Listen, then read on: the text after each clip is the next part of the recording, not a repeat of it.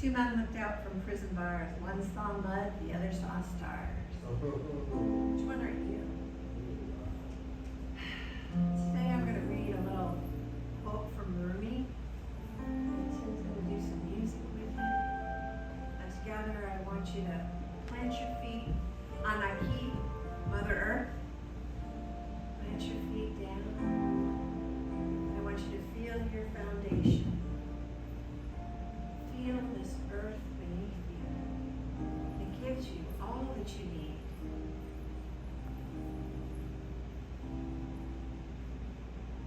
From Rumi, this being human is a guest house.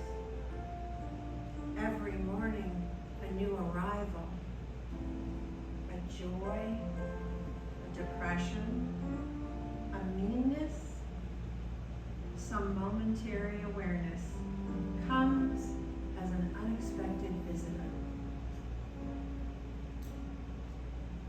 Welcome and entertain them all, even if they're a crowd of sorrows who violently sweep into your house, empty of its furniture. Still, treat each guest honorably. He may be clearing you out for some new delight. The dark thought, shame, malice, meet them at the door, laughing, and invite them in. Be grateful for whoever comes, because each has been sent as a guide from beyond. And we're going to take that into a few moments of silence.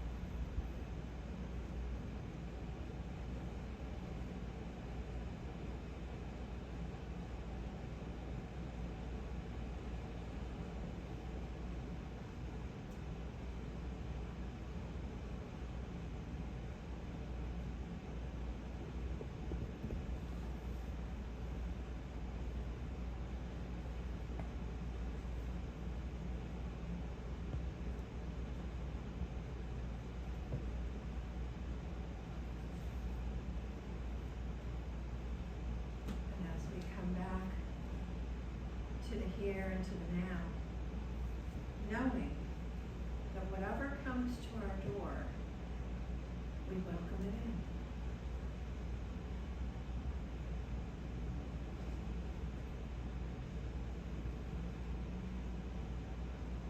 Good morning, community of the West Side. I'm your minister, Karol Scotta, Reverend Karol Scotta. Did that sound like Steve Harvey on Family Feud? I'm your minister, Karol Scotta. Because that's what it sounded like in my head when I wrote it. February is a great month. It's a month of Black history, and it's a month of love. And we're going to get to those themes later in the month, but I wanted to talk today about the theme that was chosen at the last Sunday service that I did, We had some great contenders for our yearly theme, all from you guys. For the year ahead, trust, don't rust. That was a good one. Growing in God. Trust the great expectation and change. Feel globally, act locally. That was Mark's. Faith is the ladder to God. I'm dawning in this year of living light.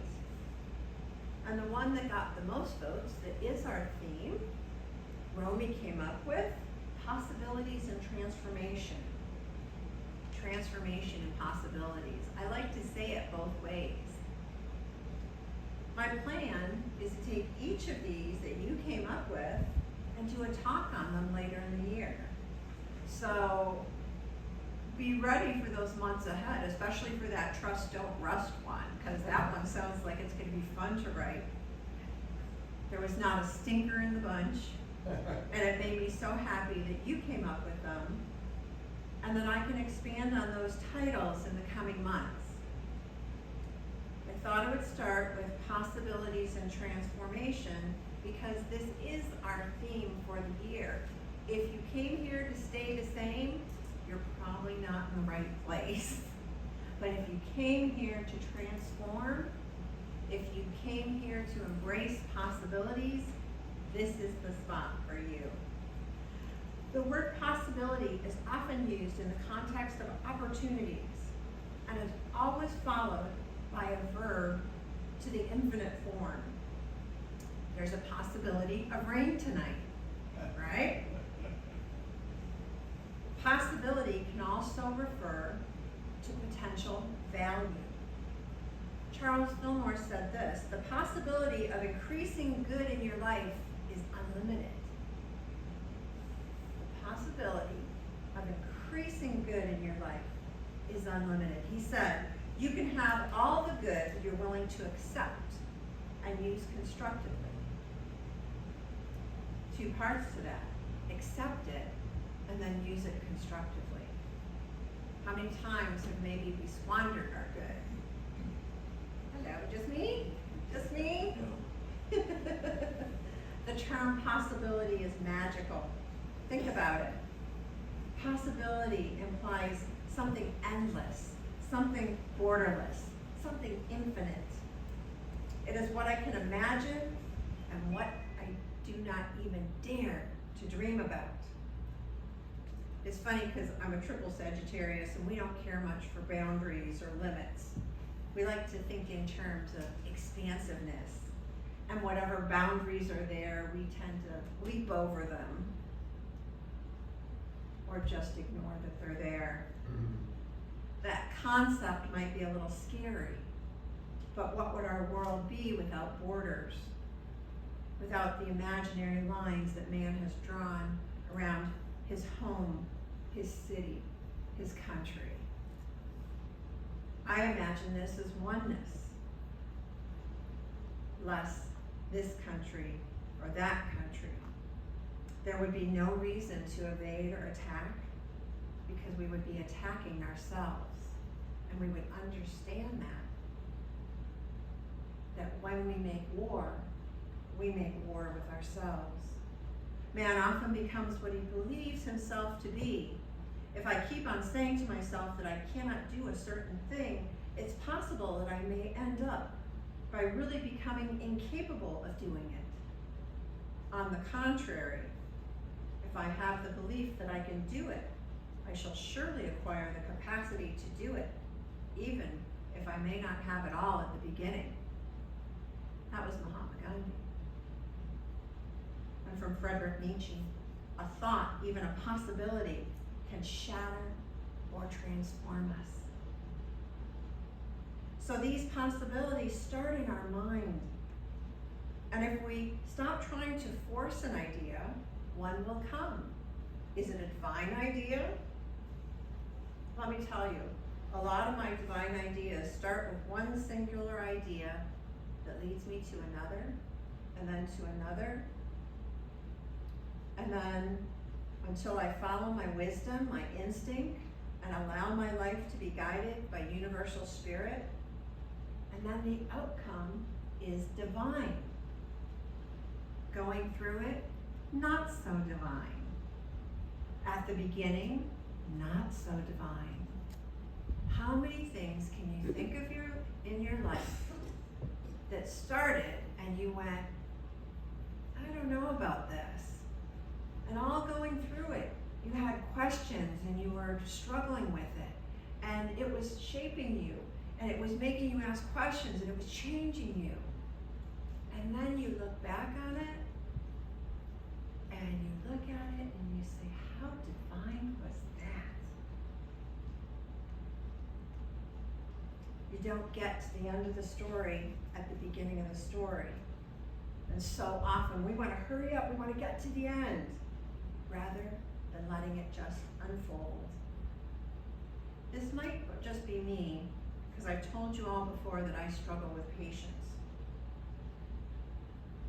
I would say, when God was handing out patience, there's a big long line for patience, and the line for more charisma was really short. So I went and got more charisma. So now in this life, I have to work at my patience. I have a hard time with it. I'm usually counting to 10 or 50 or 100. But I have to have patience to try to do something, fail, get knocked down, and get back up and try again. That's what it's about. The possibilities are endless. And when one path merges with another, and then another, and then another, you just might find yourself someplace that you never thought you would be. Like as a minister of a Unity Church in Culver City, California. It could be someplace better than you've ever dared to dream or imagine. I am that example. I am. The second part of this talk is about transformation.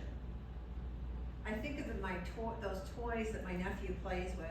One of those toys, it transforms a dinosaur into a skyscraper. And I'm always fascinated with what it is and then what it transforms into.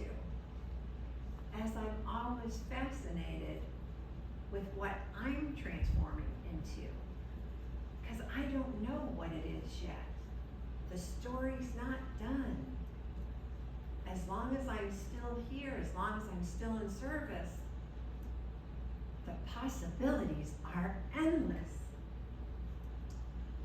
So transformation versus transfiguration. While both words involve change and growth, they differ in their connotations and contexts. Transfiguration refers to complete and dramatic change in form or appearance, often associated with supernatural or divine influence.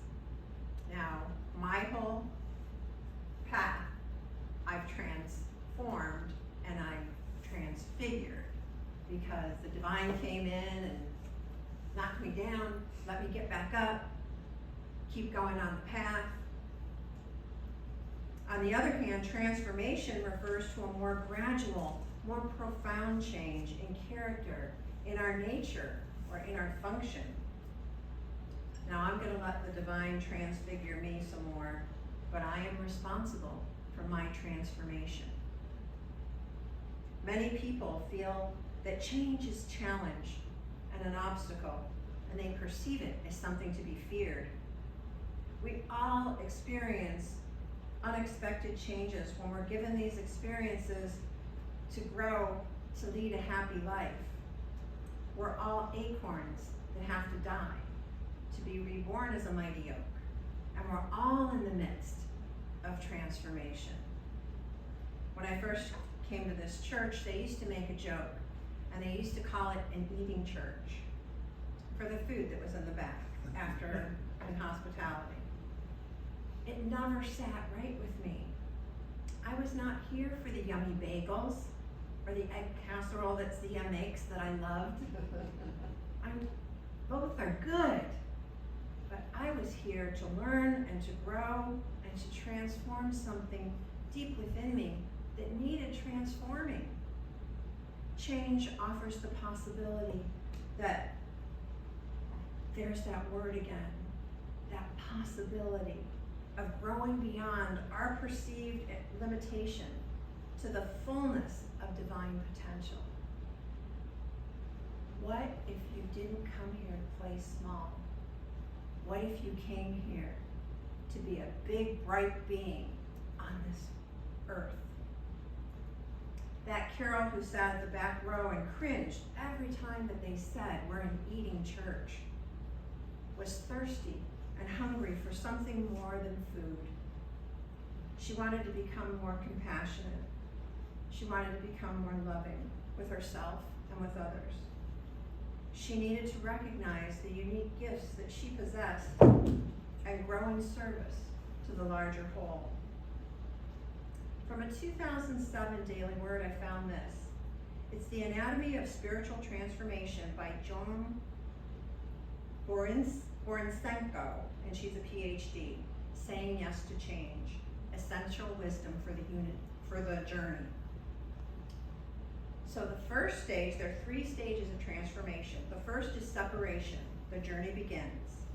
When she directed a mind-body clinic at Harvard Medical School, teaching hospital patients, the patients often told her that the day they were diagnosed with cancer or with AIDS, they died to who they were. They felt as if they were falling into an abyss. When illness and job loss and financial reversal and betrayal, divorce or death of a loved one disrupts our world, our ego identity shatters and we're separated from what was. The human response is fear. At a deeper level, however, a spiritual process is beginning to unfold. The shell of the ego cracks, and its habitual way of constructing the world falters. Deprived of familiar frameworks, we're invited to enter the ritual process of transformation. The second stage is dwelling at the threshold, surrendering to the unknown.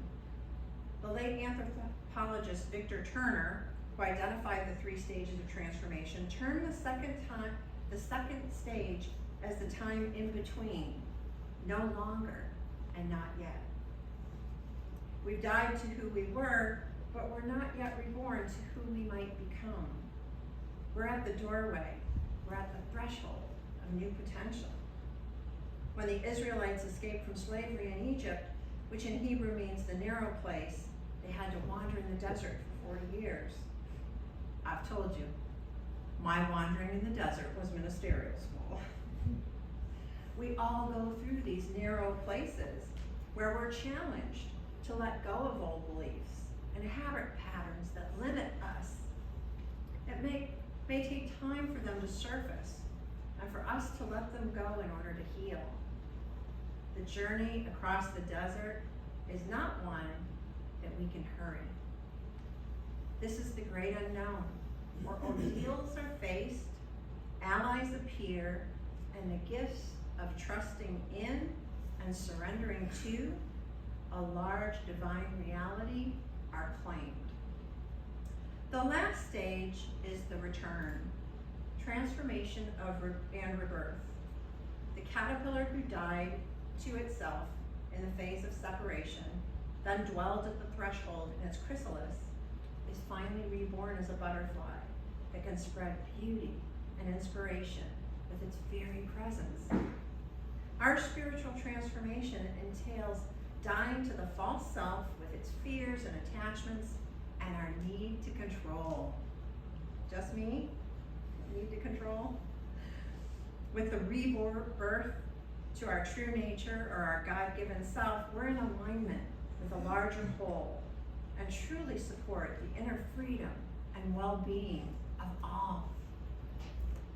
The strengths discovered in the second phase of our transformation are powerful gifts that we bring back for the good of ourselves, our family, our community, and the world.